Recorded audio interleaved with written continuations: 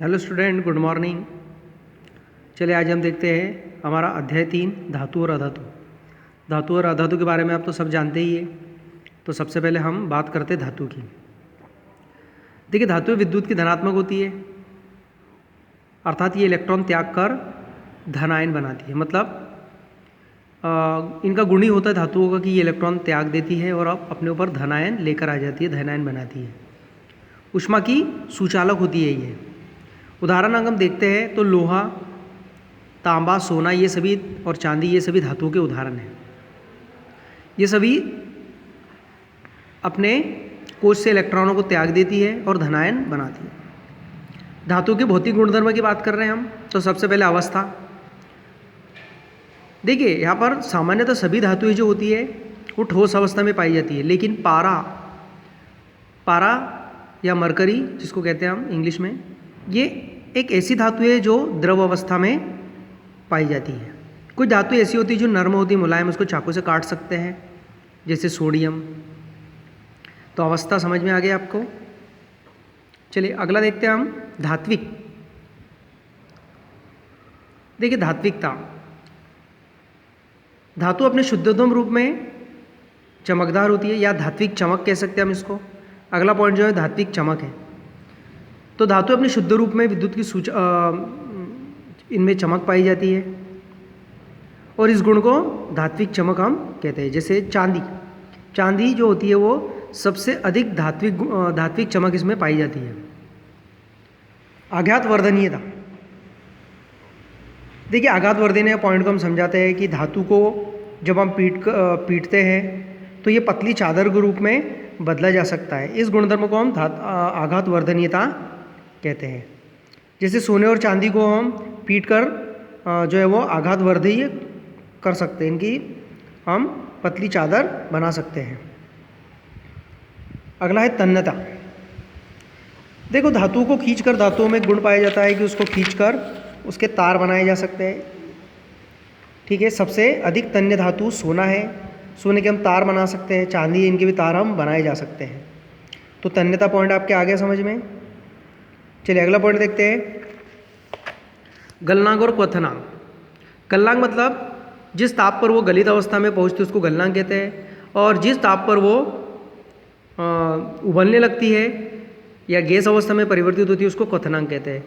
तो गलनांक और क्वथनांक जो गुण होता है धातुओं में, ये उच्च होते हैं। मतलब अधिक तापमान और पर ही ये गलती है और उबलती है। चालकता। सामान्यतः जो धातुएं होती है वे विद्युत की सुचालक होती हैं, लेकिन लेड और मरकरी, या जिसको हम पारा कहते हैं, ये दो ऐसी धातुएं हैं जो विद्युत की कुचालक पाई जाती है, कुचालक होती है। ध्वनिक मतलब एक साउंड होता है, एक विशेष ध्वनि। धातुओं को सामान्य जब हम पीटते हैं तो उनमें एक विशेष ध्वनि उत्पन्न होती है और उस विशेष ध्वनि को ही हम ध्वनिक कहते हैं। जैसे स्कूल की घंटी सामान्यतः लोहे की बनी होती है। अगला पॉइंट या अगला, अधातु किसे कहते हैं?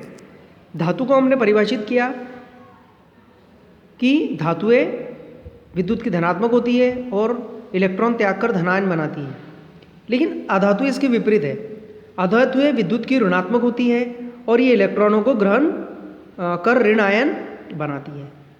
जैसे उदाहरण के लिए carbon, sulphur, oxygen, hydrogen, chlorine, ये सारी अधातुएं हैं जो इलेक्ट्रॉन को ग्रहण कर ऋण आयन उत्पन्न करती है। तो आपके समझ में आ गया होगा धातु और अधातु। तो कई बार होता है कि धातु और अधातु में अंतर वाला प्रश्न भी परीक्षा में पूछा जाता है कि धातुओं और अधातुओं के भौतिक गुणों के आधार पर अंतर स्पष्ट कीजिए। अगला है अधातु के गुणधर्म।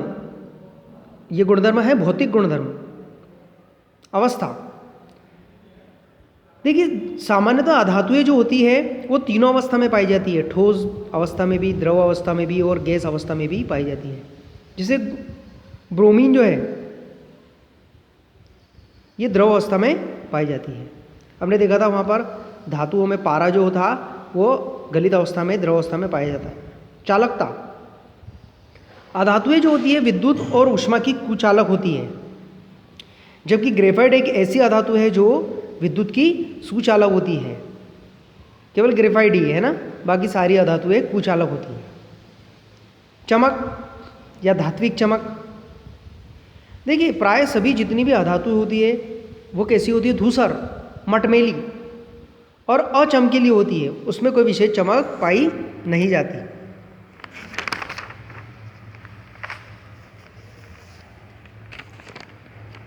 उसके बाद में जो हमने जैसे बता रहे हैं हम कि धूसर और अचमकीली अवस्था में पाई जाती है, जबकि आयोडीन एक ऐसी अधातु है जो चमकीली अवस्था में पाई जाती है। तो यह हमने देखा यहाँ पर धातु के बारे में और अधातु के बारे में। तो धातु आपके समझ में आ गया होगा कि धातुएं ऐसे तत्व जो इलेक्ट्रॉनों को दान दे देते हैं, इलेक्ट्रॉनों को त्याग देते हैं और अपने ऊपर धनायन उत्पन्न करते हैं, उन्हें धातु कहते हैं। ठीक है, धातु के गुणधर्म भी हमने यहाँ पर पढ़े कि धातुओं के निम्नलिखित गुणधर्म हैं। अवस्था, सारी धातुएं ठोस अवस्था में पाई जाती है, केवल पारा एक ऐसी धातु है जो द्रव अवस्था में पाई जाती है, और सोडियम धातु को चाकू से काटा जा सकता है। उसके बाद धात्विक चमक देखी अपन ने। सभी धातुएं सामान्यतः चमकदार होती है ना, जैसे चांदी सबसे ज़्यादा चमकदार। उसके बाद आघात वर्धनीयता, ठोक कर पीट कर हम उसको चादर के रूप में बदल सकते हैं। तो आघात वर्धनीयता जो गुण है धातुओं में बहुत ज़्यादा पाया जाता है, खासकर सोने में और चांदी में सबसे अधिक आघात वर्धनीयता गुण पाया जाता है। उसके बाद तन्यता देखा है, उसको तन्यता मतलब धातुओं को खींचकर हम तार के रूप में परिवर्तित किया जा सकता है। सोना और चांदी सबसे अधिक होता है। सोने को लगभग 2 किलोमीटर तक हम लंबा तार बनाया जा सकता है। उसके बाद गलनांक और क्वथनांक देखा हमने। गलनांक और क्वथनांक उच्च होते हैं, इनके बहुत ज़्यादा चालकता। केवल मरकरी और लेड को छोड़कर सभी धातु विद्युत की सुचालक होती है। ध्वनिक की बात करें तो ध्वनिक मतलब विशेष आवाज़ होती है, विशेष ध्वनि होती है, जिसे ध्वनिक कहते हैं। धातुओं में ये गुण पाया जाता है। स्कूल की घंटी प्रायः लोहे की बनाई जाती है क्योंकि इसकी आवाज़ काफ़ी दूर तक सुनाई देती है। उस तरह से हमने आधातु के बारे में भी देखा, ये विद्युत की ऋणात्मक होती है और इलेक्ट्रॉनों को ग्रहण करती है। उसके बाद में फिर हमारे पास में धातुओं के बारे में हमने पढ़ लिया, उसके गुणधर्म, उसकी अवस्था, उसकी चालकता, धात्विक चमक, है ना, गलनांक और क्वथनांक। चलिए इसके बाद का जो वीडियो है हम और जो भी टॉपिक्स है वो अगले वीडियो में आपको सेंड करेंगे। थैंक यू, धन्यवाद। आप जो भी है इसको PDF के द्वारा इसको आप लिख लेंगे।